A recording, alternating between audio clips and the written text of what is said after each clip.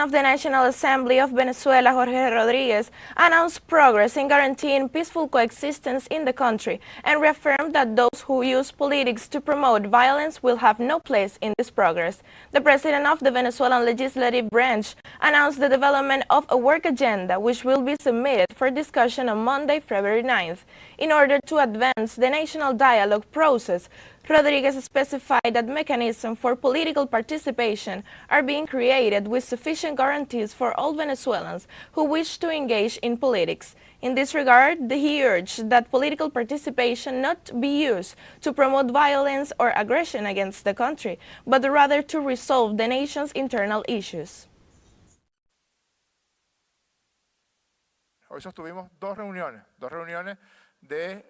Today we had two meetings of deep conversation and search for proposals to move forward for the good of all Venezuela.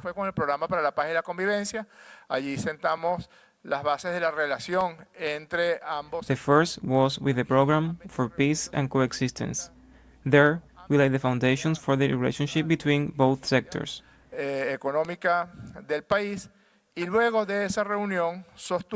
They have also been meeting with different sectors of the country's cultural, political, social, and economic life.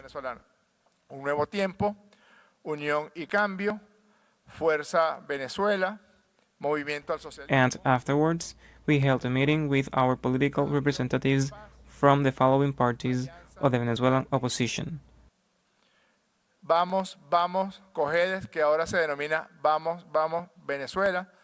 Un Nuevo Tiempo, Unión y Cambio, Fuerza Venezuela, Movimiento al Socialismo, Partido Puente, Cambio en Paz, Alianza del Lápiz, Vamos Vamos Venezuela, Fuerza Vecinal. And with all the representatives of these parties, we had an initial discussion to move forward in all aspects of Venezuelan politics. Also, the President of the National Assembly explained that the proposal for a dialogue in Venezuela is moving forward to ensure the participation of all political actors within the framework established by the country's constitution. We are seeking a dialogue that resolves issues with concrete early victories, but above all, addressing strategic elements. A dialogue that seeks the full political participation of all actors in Venezuelan politics, of all Venezuelans. Mechanisms for political participation with sufficient guarantees.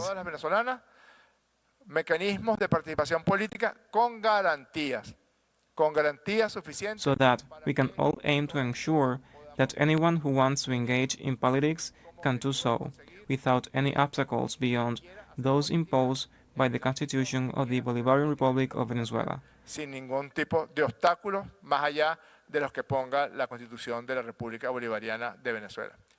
That is, not to use political participation to once again promote violence, to promote actions by Venezuelans against Venezuelans, not to use politics to call for invasions or lethal attacks against Venezuela. Politics will be used to settle issues that have their limits in the Constitution of the Bolivarian Republic of Venezuela.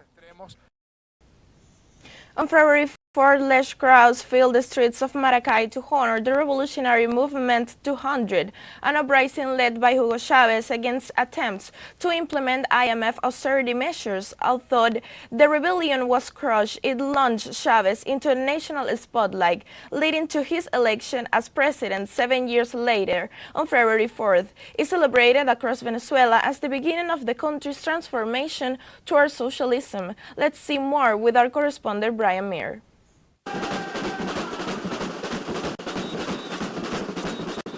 On February 4th, a huge crowd came out to the streets of Maracayo to remember the Bolivarian Revolutionary Movement 200, a rebellion led by a young army officer named Hugo Chavez in 1992 against an attempt to implement IMF austerity cuts.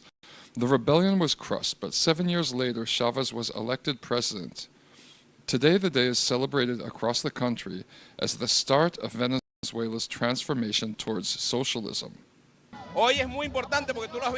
Today is very important because, as you can see, here are the people in the streets. The people remember Chavez. He is the guide. It was his leadership, and it's his legacy. But also, it is his revolution. and we will always come out every February 4th to remember the commander and remind the world why these people rose up. In a crowd that filled an entire four-lane road for 2 kilometers, social movement and labor union members sang songs, called for freedom for President Nicolas Maduro and First Lady Celia Flores, who were kidnapped by the U.S. government on January 3rd, and showed their support for acting President Delcy Rodriguez. We remain in the streets demanding the return of the first combatant, Celia Flores, and our commander President Nicolás Maduro, the constitutional president of the Bolivarian Republic of Venezuela. We, the revolutionary government, remain deployed. We will not tire until the world understands that Nicolás Maduro is our president.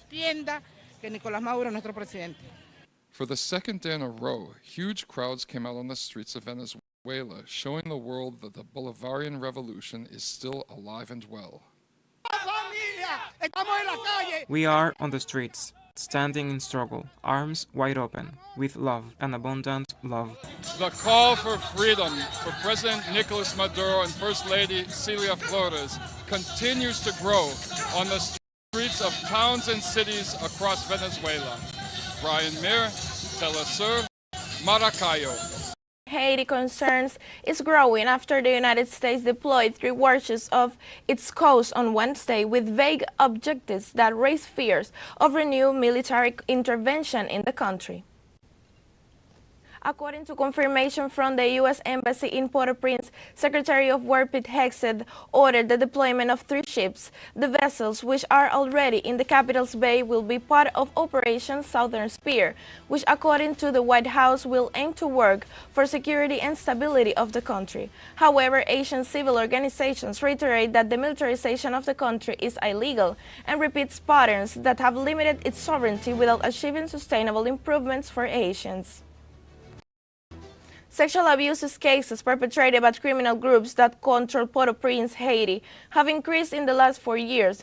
Our correspondent Crystal Hoyte brings us an update on the situation in that Caribbean island with the following report. Sexual abuse cases at the Port-au-Prince clinic in Haiti have tripled in the past 4 years, as armed gangs controlling 90% of Haiti's capital weaponize rape. Doctors Without Borders released new data showing a dramatic surge in cases treated at its sexual violence clinic in the capital.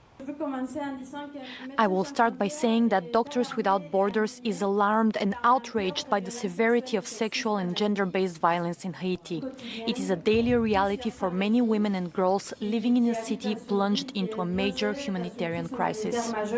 Nearly 70% of survivors who sought help between January and September 2025 were displaced persons. A record 1.4 million people have been driven from their homes by gang violence, according to the United Nations. Demographics have shifted dramatically since 2022, with cases among women aged 50 to 80 increasing 7-fold. Since 2022, the proportion of survivors seeking help within 3 days dropped by half. Nearly 70% arrived too late for HIV post-exposure prophylaxis, and nearly 60% missed the opportunity to prevent unwanted pregnancies. Fear over reporting persists due to stigma, lack of faith in Haiti's police and justice system, and the risk civilians face of being killed by vigilante groups. An urgent call for Haiti's government to implement a 24/7 government-operated hotline to provide confidential guidance and connect survivors to critical resources. The humanitarian crisis deepens as international funding for Haiti remains among the lowest globally, leaving survivors with few options for protection or recovery. Crystal Hoyt, teleSUR, Bridgetown, Barbados. On Wednesday, United Nations Secretary General Antonio Guterres warned about the serious humanitarian consequences that could result from the oil blockade imposed by the United States on Cuba. According to information provided by the spokesperson for the office, Stefan Dujarric, to the media, there is deep concern with the organization that the situation in the island could severely deteriorate. The spokesperson expressed concern about the escalation of criminal measures by the United States against Cuba and the impact this is having on on transportation, health, electricity generation, and food production. The secretary of the organization recalled that for 30 years, the UN has overwhelmingly approved resolutions demanding an end to the brutal blockade and Washington's criminal policies toward the island. A large group of Lebanese gathered on Wednesday in front of the headquarters of the United Nations Economic and Social Commission from Western Asia in Beirut to express their support for the Lebanese resistance and the role it plays in defending sovereignty, independence, and integrity. Our colleague Hisham Wanous has the details. The cessation of continued Israeli aggression, the withdrawal of occupation troops from Lebanese territory, the release of prisoners, and the reconstruction of southern Lebanon are the main demands of the participants in the demonstration, representing the different political currents, forces, trade unions, and civil society organizations in Lebanon.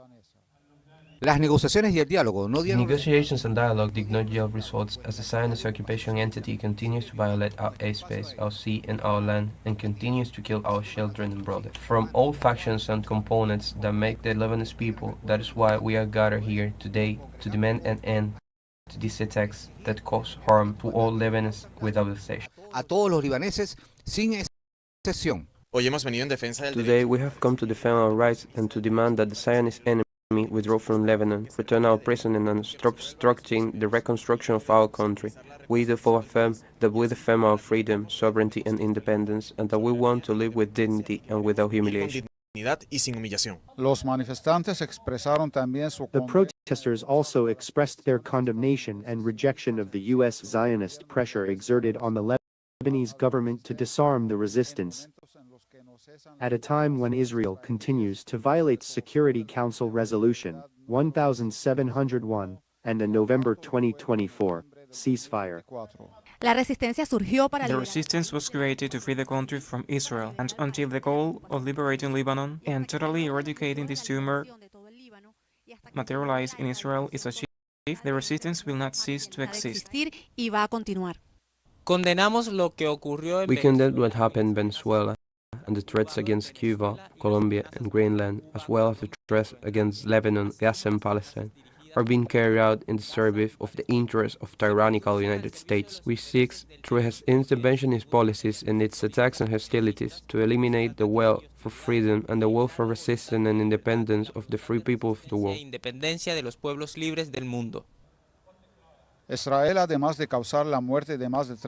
Israel, in addition to causing the deaths of more than 350 people since the truce came into effect in November 2024, occupies 5 strategic points along the Lebanese border and refuses to withdraw from the territory, despite being a key component of the agreement. Even so, in contradiction to the position of the participants in the demonstration, there are Lebanese voices that continue to blame the resistance for the country's instability. Unity between the people, the army, the government, and the resistance is the key to preserving Lebanon's sovereignty. This is what these protesters are saying in rejection of the Zionist U.S. plans to divide the country.